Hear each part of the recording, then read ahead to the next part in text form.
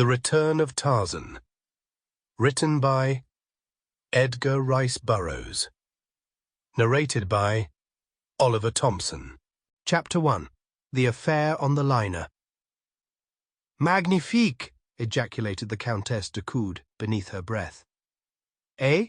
questioned the Count, turning toward his young wife. "What is it that is magnificent?" And the Count bent his eyes in various directions in quest of the object of her admiration. "Oh, nothing at all, my dear," replied the Countess, a slight flush momentarily colouring her already pink cheek. "I was but recalling with admiration those stupendous skyscrapers, as they call them, of New York."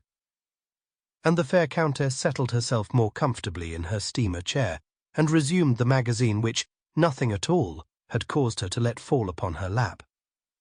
Her husband again buried himself in his book, but not without a mild wonderment that 3 days out from New York his Countess should suddenly have realized an admiration for the very buildings she had but recently characterized as horrid. Presently the Count put down his book. "It is very tiresome, Olga," he said. "I think that I shall hunt up some others who may be equally bored, and see if we cannot find enough for a game of cards." "You are not very gallant, my husband," replied the young woman, smiling. "But as I am equally bored, I can forgive you. Go and play at your tiresome old cards, then, if you will." When he had gone, she let her eyes wander slyly to the figure of a tall young man stretched lazily in a chair not far distant. "Magnifique," she breathed once more.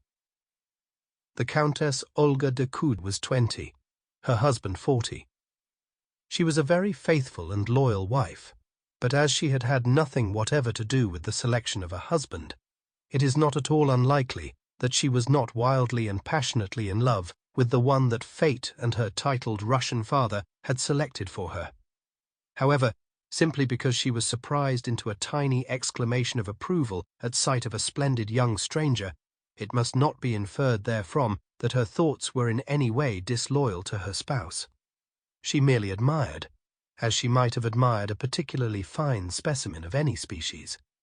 Furthermore, the young man was unquestionably good to look at. As her furtive glance rested upon his profile, he rose to leave the deck. The Countess de Coude beckoned to a passing steward. "Who is that gentleman?" she asked. "He is booked, madam, as Monsieur Tarzan, of Africa," replied the steward. "Rather a large estate," thought the girl, but now her interest was still further aroused. Sample complete. Ready to continue?